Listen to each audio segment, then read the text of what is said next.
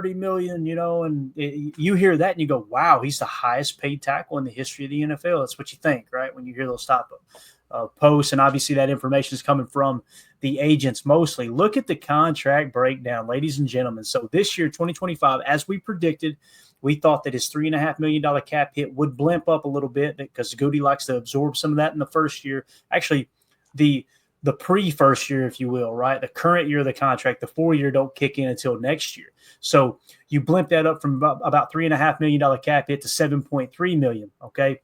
Now 2026, his cap hit goes up to $12 million. I repeat, only $12 million against the cap in 2026. You're going, oh boy, it must jump in 27, right?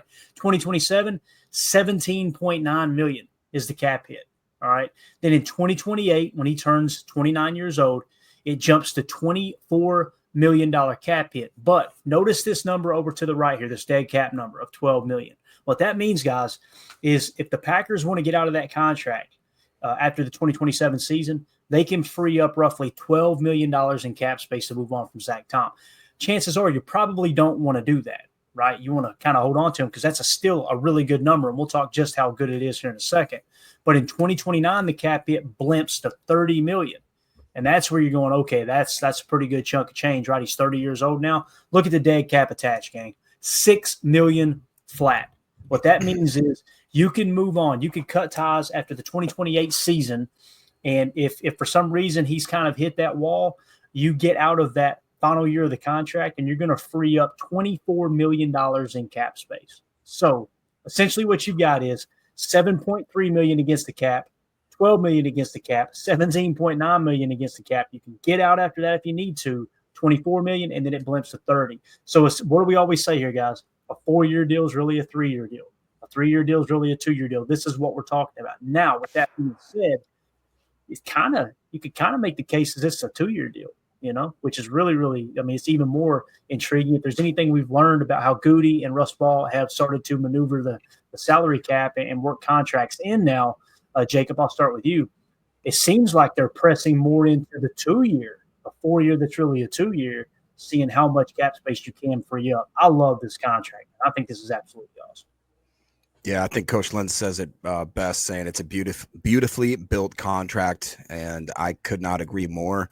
And even Ed Madden talks about how you say after that 2027 season, by that time, those types of numbers could already be a bargain, let alone the fact that we have the freedom to maybe cut ties. And I'm not saying we would. I doubt that we would realistically. But if, pay that man his money.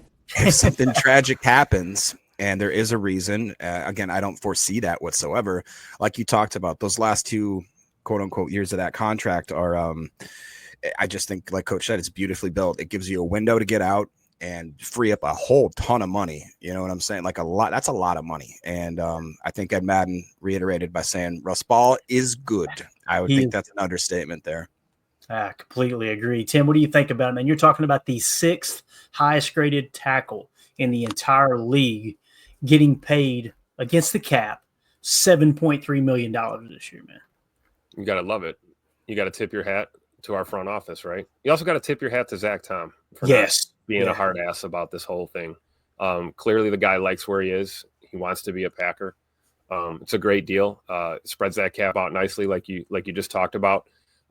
Gives us the ability to cut and run if for some stupid, insane reason we would feel like we need to do that. Also gives us a way to kick the can down the road, right? Possibly, restructure there in a few years if you really need to. You never know how long someone's going to play football, but hopefully Zach Tom's here for a really long time, man.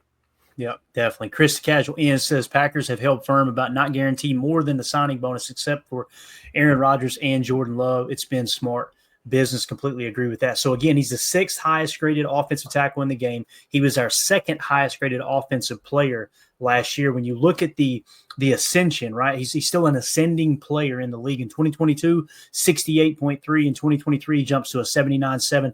Last year, battling the injury, coming back from injury, from pre-camp or from the training camp injury. In 2024, he jumps to an 85.8. He's getting better every single year. And you're talking about him logging 1,134 snaps last year. Pretty much playing hurt the entire year, it sounds like. So really, really cool. Now, Jacob, you had put a comment up there just a second ago, and you don't have to go find it again. But talking about by that time, he would be a steal, right? I took the liberty of going through and looking at the cap hits. Ed Madden said that. So check this out. In 2025, he's the 35th highest cap hit amongst offensive tackles in the league.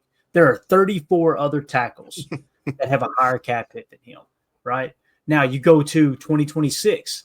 He's the 28th highest cap hit because you think, okay, this is when it's going to kick in, right? And it does. The new deal kicks in.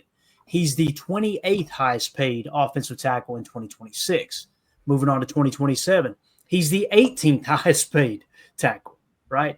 And now you're getting into that final year or close to the final year, 7th highest cap hit amongst tackles in 2028.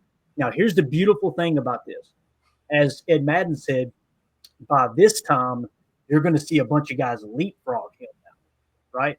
Because some teams like to backload contracts, and the way Goody does it, he front loads the contract with the guaranteed money, get it out of the way, and then you're ready to move on after that. Now, in 2029, he becomes the 4th highest cap hit.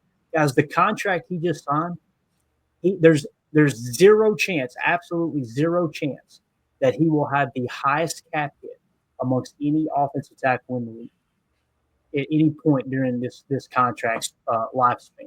Now, once again, just to reiterate, in 2029, we can cut ties and free up $24 million in cap space. So you may not even see this cap. That cap hit could potentially go from $30 million if you move on down to a $6 million dead cap penalty. That's it. And then you could even tack on. I mean, there's a number of different ways you can go about this.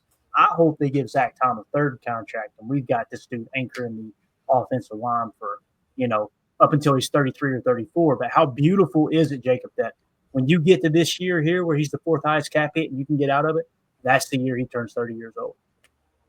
Yeah, it's pretty insane.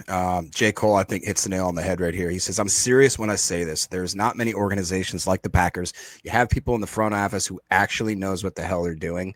I think that's a very poignant statement that is absolutely true. And we're a long way away from Jerry World, right? It's from Jerry World, from Cincinnati, wherever you want to. There you go. Cleveland. Cleveland, yeah, multiple. I mean, I would honestly New York. How about them Giants? How about them New York Football Giants? Exactly. Thanks for half the league. Yeah, thanks for giving Saquon to freaking Philly, you dorks. Thanks for giving us X. Yeah, I'll take X. That's great.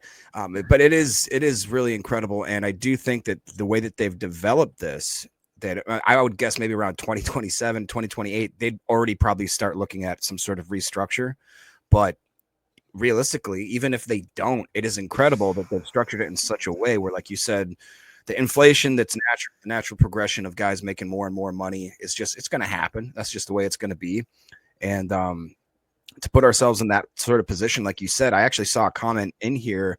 I don't want to go through and waste time, but it was basically saying, hey, I love having one of the best tackles in the game locked up on a contract that's team friendly for the foreseeable future. And if you ever get to that point where he hits that 30 mark, well, heck, there's some precedent shown in Green Bay that if he wants to kick in, maybe to say, let's center, utilize the back of his career a little bit more efficiently, and maybe, have a longer career in that aspect and maybe make a little concession as to how much money he's going to make. I think that's absolutely some writing that could be on the wall, and I'm here for it. Yeah. Could give us a little room with Rasheed Walker too, if we ultimately make that decision to try and offer him something, Yeah, completely agree. All right, so there you get again, guys. I have been Googling Zach Tom spot track 17 times a day for the last 3 days, waiting for this to hit. So I was so excited to see it finally hit the database. And every time you click on spot track, it just says, "Pay that man his money." And it just shows Goody and the do-rag over there. Like, Rob. So there you go. That's Zach Tom's contract update. Now, I wanted to kind of switch gears here a little bit.